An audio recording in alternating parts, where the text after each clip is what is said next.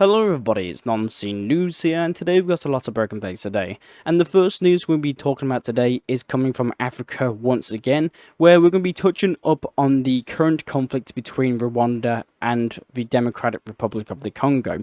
So we discussed in yesterday's video how a new war has begun in Africa, where we had news that the armed group M23 and Rwandan soldiers crossed into the border and captured the major Congolese city of Goma, and since then a lot of major news have happened in the region.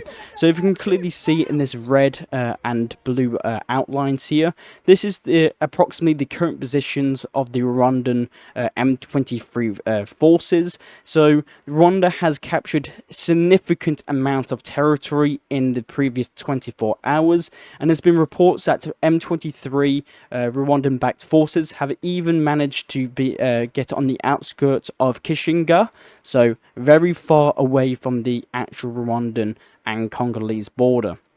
So, we've got on news that the Rwandan-backed M23 rebels showed off their seized equipment and weapons from the Democratic Republic of Congo's military at the Goma air base. So, if you can see here, the M23 rebels showed off what they managed to capture off the Democratic Republic of Congo. So, you can see here, the Rwandan-backed forces captured an Su-25 aircraft, Mi-8 helicopters, Belarusian Berkut MBs UAVs, Ukrainian Bastion 1 MLRs. So it should be noted that when the assault begun on Goma, the government forces actually abandoned their positions, which also led to the capture of Romanian mercenaries that were fighting for the government as well. So again, we talked about in yesterday that 288 Romanian mercenaries surrendered to Rwanda after crossing from Goma, and now is under M23 control.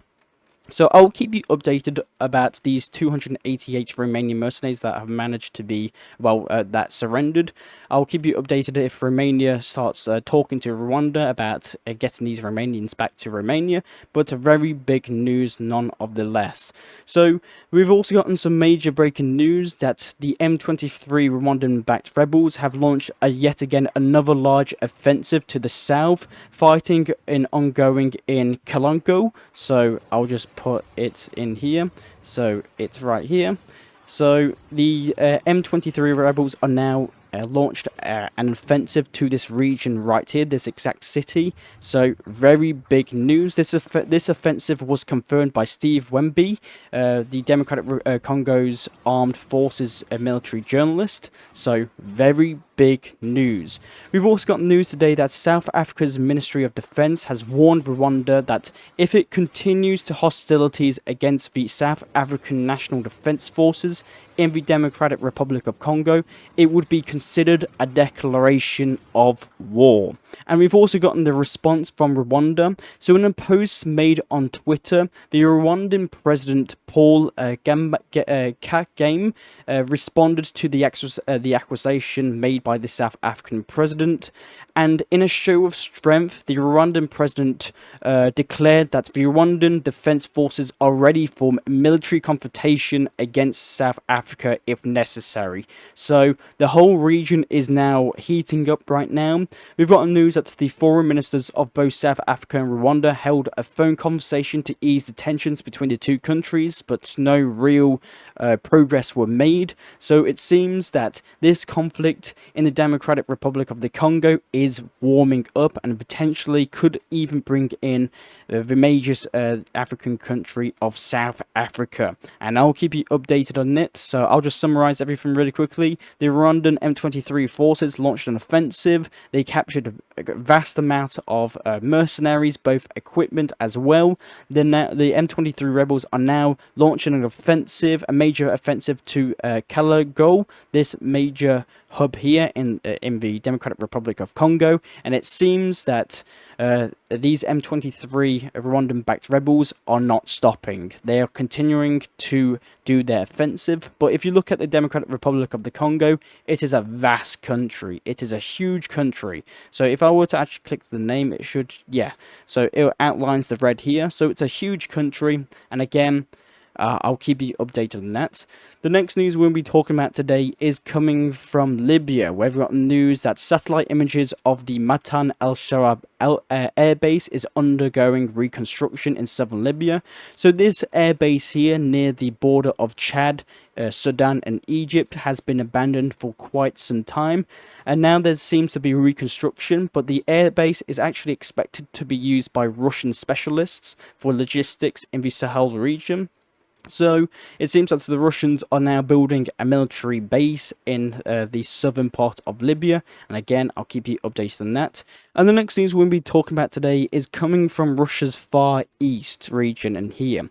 So we've got news that two Russian Tu-95 MS long-range bombers conducted planned flights in the airspace over neutral waters of the Sea of Okhotsk. So the Sea of Okhotsk is right here, and also in the Sea of Japan, which is already highlighted here on your screen. So the Russian bombers and Russian fighter jets held a flight duration that exceeded 8 hours. Russian Su-35 fighters and Su-30 fighters aircrafts of the Russian aerospace forces escorted the bombers all the way through the flight duration. At certain times, though, of this mission, the Russian squadron was intercepted by Japanese fighters, where a bit of a Mexican standoff happened. So very interesting news. So we've got some tensions in the Sea of Japan.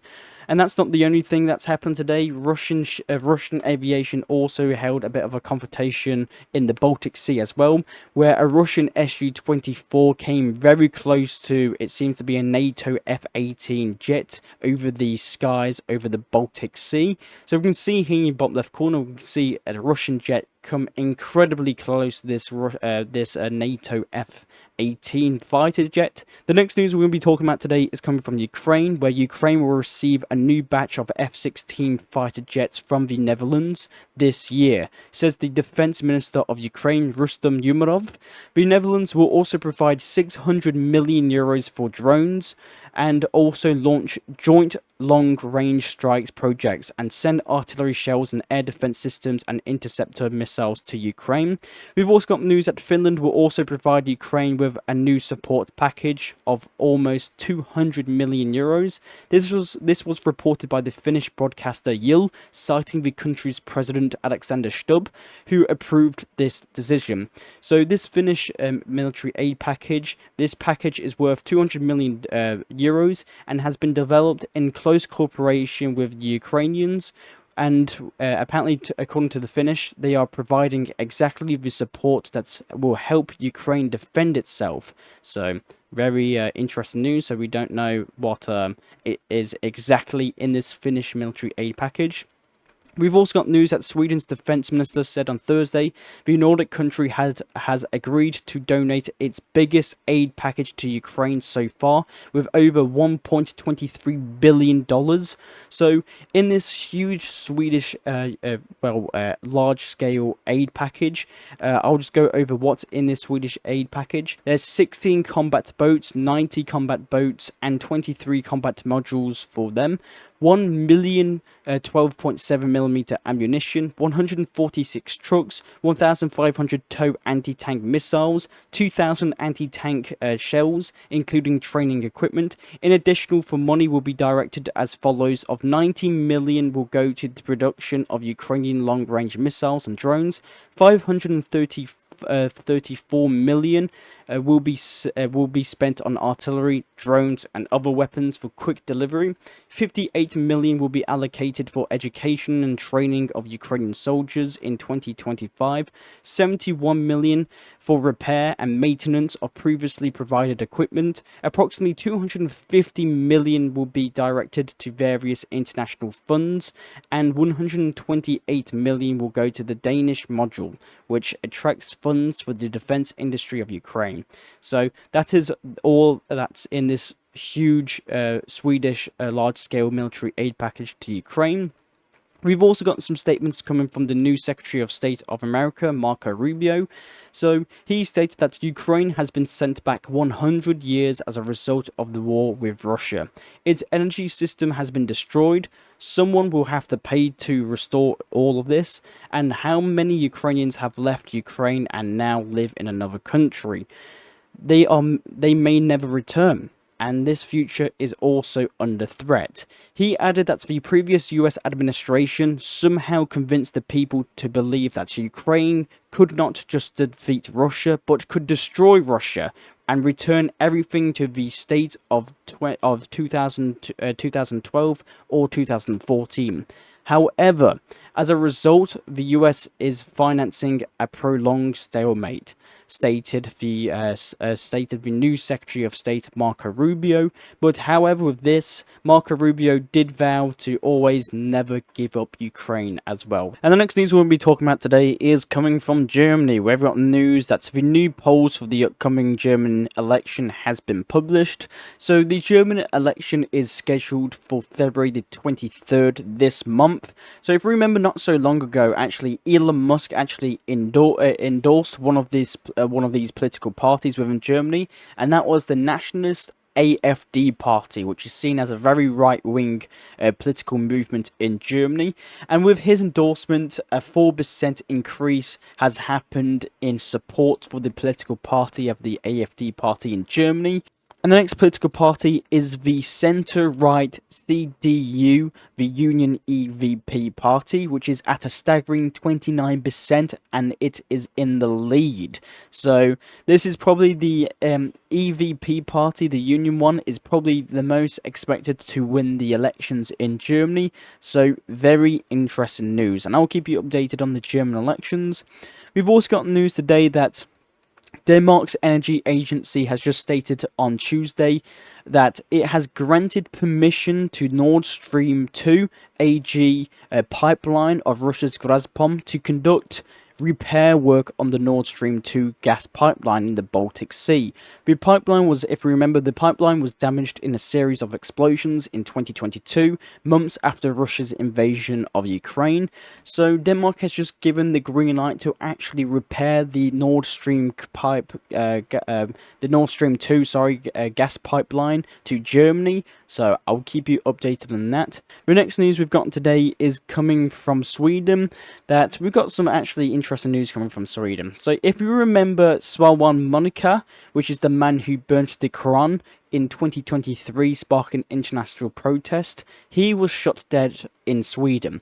So there was a man, if you remember, in Sweden that actively burnt the Quran in 2023 in Sweden, sparking outrage in the Muslim countries and many communities in Sweden, and now he has been shot dead. So if we actually remember, this man burnt the Quran so many times that it actually prevented Turkey actually stopped Sweden joining NATO, if you remember. So Sweden wasn't about to be accepted to NATO due to this guy burning the Quran every day. But the man has been shot and he's been dead, and he was actually shot on stream. So he was on an Instagram live stream and he was killed at his home in Stockholm, live streaming a TikTok live. So very interesting news, and I'll keep you updated on that. We've also got some news coming from the European Union and the European economy itself. So, if you can see here in the bottom left corner, we've gotten a list of the fastest growing European economies. The first place in the fastest European economies is Malta, which is according to KPMG. The tourism sector has been Malta's main driver of growth. So, Malta has seen a huge increase of tourism. Second is Serbia, Belarus. Fourth is Russia, Croatia, Cyprus, Ukraine, Turkey, Poland, Spain, Lithuania, Bulgaria, Greece, Slovakia, Romania. So the average European country saw an increase of 1.7, which is very interesting. That Malta is the fastest growing European economy in Europe, and fourth is Russia, which I did not expect. So, very interesting news. We've also got some news coming from Spain today that two powerful explosions occurred in Spain at the Rheinmetall plant that produces 155mm shells and mortars. So, in the Spanish region of Murcia, which is this city here in Spain, there was an explosion of one of the Spain's military production centers that produces 155mm artillery shells that exploded. So the explosion occurred at 4:20 p.m. at local time on January the 30th, starting a large fire that spread to about 2,000 square meters, but was extinguished. But it was extinguished in the end. 6 people were injured. So Spain has lost one of its biggest military production centers that produces 155mm artillery shells, which would actually affect probably Spain's defense, its army, and ammunition rate. So interesting news, and I'll keep you updated on that. And the next news we're going to be talking about today is coming from Syria, where we've got news that a high-level military delegation from the Turkish Ministry of Defense met with the new Syrian army officials. So the Turkish army has met with the Syrian army officials, and we don't actually know what they talked about. Most of it has been classified. We don't know, but all we know is that the Turkish army has met with the Syrian army officials, and they're probably going to be talking about a possible operation in the Kurdish northeastern rebel group here. I'm pretty sure the PKK. So interesting news. We've also got news that the Syrian leader Ahmed al-Shara is now officially the president of the Syrian Arab Republic. We've also got news today that the Syrian leader Ahmed al-Shara declares December the 8th the day of the fall of Assad's government and regime, and it's been declared a national holiday. So December the 8th has now been declared as a national holiday in Syria. We've also got some news coming from Lebanon today that the Israeli Defense Forces have struck a southern Lebanese city, this exact one here. So an Israeli attack happened on the Lebanese city of Nablus, and it was carried out using drones and targeted a parking complex. Israeli media said that Lebanon's health ministry says that at least 7 people have been injured on Tuesday's strike, and it was the largest of its kind since the Israeli-Hezbollah ceasefire entered into force in late November. So Israel has struck Hezbollah even though they're in a ceasefire, which I don't know why they did. It probably Hezbollah was grouping up troops or something, and Israel thought it was a threat, so it decided to strike it. We've also got some news today coming from Gaza that more than 376,000 Palestinians have returned to the northern parts of Gaza, stated the UN Office for the Coordination of Humanitarian Affairs stated. So there's been a huge shift of population. So a lot of Palestinians who were forced to go south when Israel was barraging and seizing the Gaza city here. But now, because of the ceasefire in Gaza between Israel and Gaza, more than 376,000 Palestinians are returning to the north to their homes, or what is left of their homes. The next news we'll be talking about today is come from India. India has successfully launched a new satellite. On January the 29th, the Indian Space Research Organisation marked its 100th launch from the Sarkata Island. I'll just put that up right here. Yeah. So India has launched here. So India has successfully launched a new satellite on the January the 29th, and the satellite will enhance the navigation service across India. So interesting news, and it was from this very spaceport here in India. And the next news we've gotten today is coming from China. So we've got news that China is building a huge military facility southwest of Beijing, covering 1,500 acres. It will be at least 10 times the size of the Pentagon. The US intelligence estimates that the center is designed to manage China's wartime operation. The new facility may be linked to China's President Xi Jinping's goal of developing the capacity to attack Taiwan by 2027. So this is coming from the former head of China. This is coming from Dennis Wilder. So very interesting news. So China is building a huge military facility, which is like a Pentagon type of thing. And the last news we've gotten today is coming from the United States. So we've got news that the US will slap a 25% tariff on Canada and Mexico and a 10% tariff on China as of tomorrow, the White House announced. So tomorrow it will officially be made that America will be putting a 25% tariff on Canada, Mexico, and a 10% tariff on China. The Canadian Prime Minister Justin Trudeau promised retaliation against the US for the new 25% tariff imposed by President Donald Trump, but he didn't give out what retaliation he will do. But there'll be apparently a retaliation. We've also got news that Trump stated that there is nothing that China and Canada or Mexico can do to prevent these tariffs. And we've also got news coming from some statements from Donald Trump himself. Trump has also threatened the BRICS countries with a colourful words and a 100% tariff if they dare to threaten to replace the US dollar.